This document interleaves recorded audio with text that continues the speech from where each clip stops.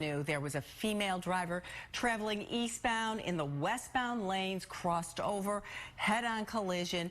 She died in the course of this crash. The male driver in the other vehicle is transported and listed in serious condition, and state police say there is no estimated time as to when they will be able to reopen that road. So we will keep you updated on that.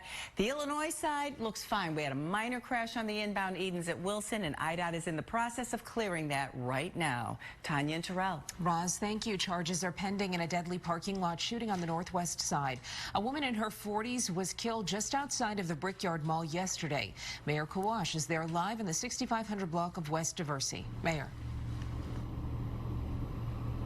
Tanja, Terrell, good morning. This shooting, of course, catching many people by surprise here on the northwest side. Now, Chicago police tell us they do have a man in custody who actually turned himself in, and now charges are pending against him.